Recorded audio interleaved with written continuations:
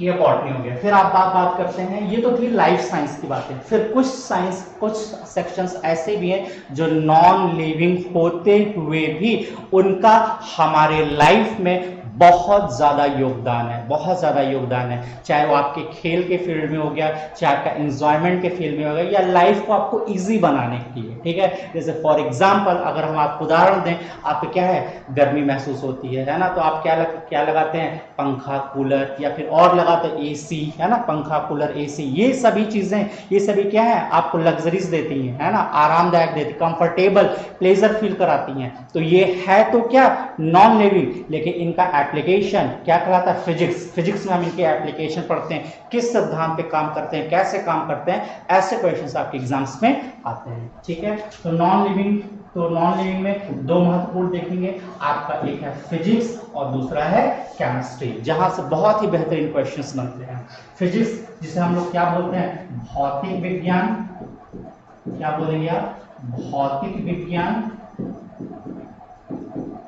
और केमिस्ट्री हो गया आपका रसायन विज्ञान, रसायन विज्ञान, ठीक है।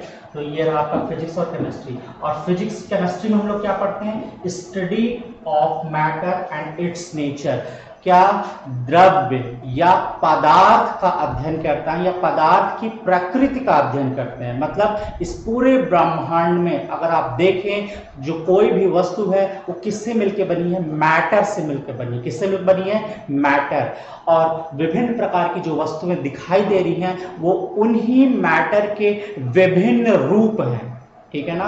उनकी विभिन्न रूप हैं, उनके स्ट्रक्चर हैं, उनके फॉर्म हैं, और उन सभी रूपों का एक अपना नेचर है, स्वभाव है, ठीक है।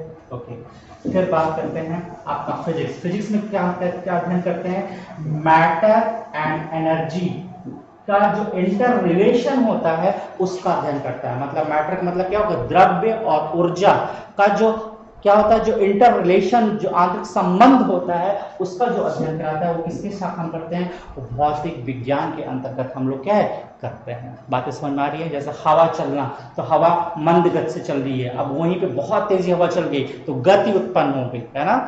तो इस तरीके से वहां पे हम लोग क्या करते हैं, एनर्जी जनरेट हो गई, ठीक है। काइनेटिक एनर्जी, स्टैटिक एनर्जी या पोटेंशियल एनर्जी, ठीक है। अभी हम लोग पढ़ेंगे वहां पे और डिटेल में डिस्कस करेंगे हर एक टॉपिक को इन अ वेरी प्रैक्टिकल मैनर, कि जिससे आपके आसपास की चीजें, जो भी घटनाएं हो रही हैं, उन सभी को आप, उन सभी घटनाओं को जोड़ते हुए आप यहाँ विषयों को समझेंगे, जिससे आपको विज्ञान न सिर्फ समझ में आएगा बल्कि क्या होगा, महसूस होगा। चलिए, क्वेश्चंस आपके आते हैं, अच्छे खासे क्वेश्चंस आते हैं। क्या क्या आते हैं, आइए कौन कौन से टॉपिक से आते हैं, आइए हम उन कुछ टॉपिकों को देखते हैं। जैसे नंबर 1 आपका बहुत इंपॉर्टेंट है, number 1 topic digestive system. Digestive system का मतलब क्या होता है, पाचन तंत्र। इसकी हिंदी क्या होती है, पाचन तंत्र होती है, ठीक है, पाचन तंत्र। और पाचन तंत्र का मतलब पूरा डाइजेस्टम, इस पूरे पाचन तंत्र में किसका कौन सा प्रोसेस होता है, डाइजेशन का प्रोसेस होता है। डाइजेशन की प्रोसेस, डाइजेशन का मतलब क्या होता है, पाचन। क्यों ये इंपॉर्टेंट है, क्योंकि हमें क्या करना है लाइफ में, विभिन्न प्रकार के कार्य करने हैं। क्या करने हैं, कार्य करने हैं। और कार्य करने के लिए क्या चाहिए, बताइए, what is the requirement to do any task is energy. क्या चाहिए, एनर्जी। एनर्जी का मतलब क्या, ऊर्जा।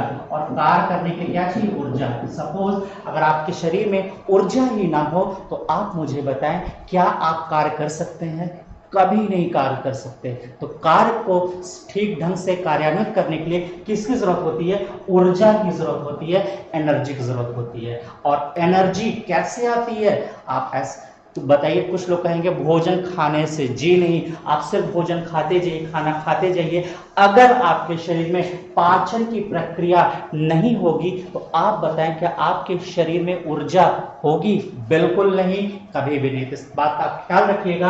आप भोजन सिर्फ करते जाएं तो सिर्फ भोजन को करने से आपके शरीर में ऊर्जा नहीं मिलती, जबकि भोजन के पाचन से ऊर्जा निर्मित होती है, ऊर्जा प्रोड्यूस होती है, जनरेट होती है, ठीक है ना। चलिए, तो इस तरीके से हम फिर आप इस डाइजेशन को प्रोसेस कराने में बहुत सारे हेल्पफुल होते हैं। कौन हेल्पफुल होते हैं? डाइजेस्टिव ऑर्गन, जिसे हम क्या बोलते हैं? पाचन अंग, और इसके साथ है डाइजेस्टिव ग्लैंड, पाचन ग्रंथियां।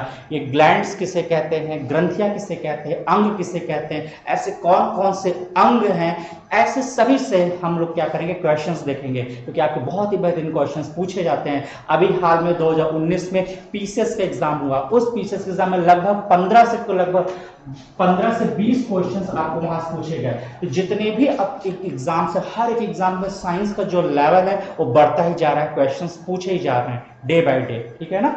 चलिए, तो पाचन प्रक्रिया, तो बहुत इंटरेस्टिंग क्वेश्चन पूछे जाते हैं कि पाचन की प्रक्रिया, the process of digestion starts from, पाचन की प्रक्रिया कहां से शुरू होती है? माउथ से, माउथ कैविटी से शुरू होती है, कि स्टमक से शुरू होती है, कि इंटेस्टाइन से शुरू होती है, या लीवर शुरू होता है? ऐसे क्वेश्चंस। तो आपको यहाँ प्रोसेस बिल्कुल समझना है कि सबसे पहले भोजन हम क्या करते हैं? इनटेक करते हैं, और यही प्रोसेस इंजेशन कहलाता है, हिंदी में अंतर ग्रहण कहते हैं। तो बकल कैविटी हिंदी में मुख गुहा बोलते हैं, और इंग्लिश में buccal cavity, oral cavity. Clear हो रही बातें? भोजन को, मुख में पचे हुए भोजन को क्या बोला जाता है? बोलस बोलते हैं। तो फूड का ही नाम हम आपको बताएंगे, बोलस कहाँ कहेंगे, काइम कहाँ बोलेंगे, तो भोजन के ही कई सारे नाम है। आईएएस में ऐसे क्वेश्चंस पूछे जाते हैं। क्लियर हो रही है बातें? ओके।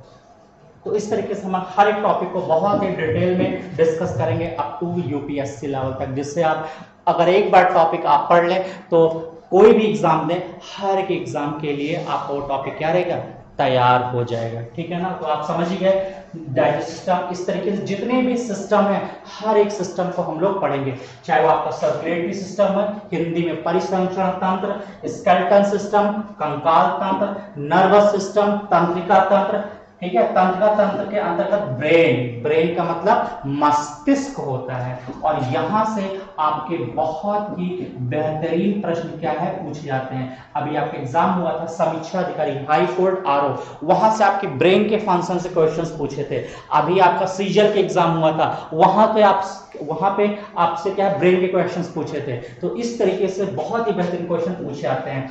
एक बात और समझ लीजिए, ये बहुत इंपॉर्टेंट सेक्शन होता है, क्योंकि आप इस पूरे दुनिया में अगर आप ताकतवर लोगों की लिस्ट खोजें तो कोई भी इंसान जो सबसे ताकतवर पावरफुल इंसान होता है वो अपने शरीर से नहीं, वो अपने ब्रेन से स्मार्ट होता है। जिसका जितना अच्छा ब्रेन होता है वो उतना ही ताकतवर इंसान होता है, ठीक है। तो हम आपको जब हम ब्रेन पढ़ाएंगे तो हम आपको पूरा ब्रेन का पूरा पोस्टमार्टम करेंगे, कट कट कट, किस पार्ट के क्या फंक्शंस होती है, क्योंकि हमारे बॉडी में जितनी भी एक्टिविटीज होती हैं, जितनी भी, चाहे वो बायोलॉजिकल एक्टिविटीज हो, चाहे वो एसेसरी एक्टिविटीज हो, उन सभी एक्टिविटीज को कंट्रोल करने का काम, नियंत्रण करने का काम, और रेगुलेट करने का काम, ठीक है ना, और कोऑर्डिनेट करने का काम, समन्वय करने का काम कौन करता है?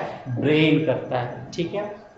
जितने भी रिफ्लेक्स एक्शंस होते हैं, हिंदी में प्रतिवर्ती क्रियाएं होती हैं, उनको कौन करने का काम करता है? Spinal cord. और स्पाइनल कॉर्ड की को हम लोग क्या बोलते हैं? मेरुरज्जु बोलते हैं। क्या बोलते हैं?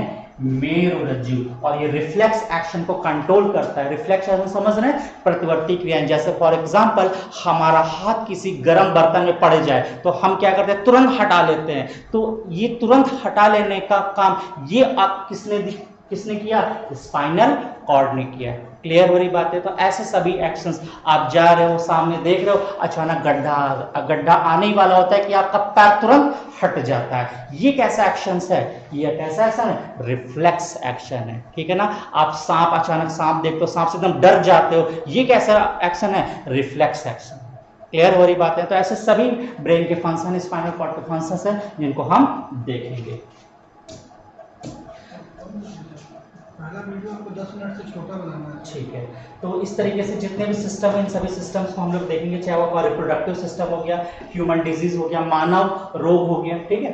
फिर ये तो थे आपके जूलॉजी के सेक्शन। फिर ये देख लेते हैं बॉटनी, जिसे हम क्या बोलते हैं? वनस्पति विज्ञान, plant classification, plant hormone, plant disease, plant morphology, photosynthesis, ये सभी आपके क्या हो गए? सिलेबस हो गए, ठीक है। क्योंकि हमें सिलेबस अपने जीवन में अपने लक्ष्य पता होना चाहिए, क्योंकि जब लक्ष्य नहीं पता होगा मैं बहुत समस्या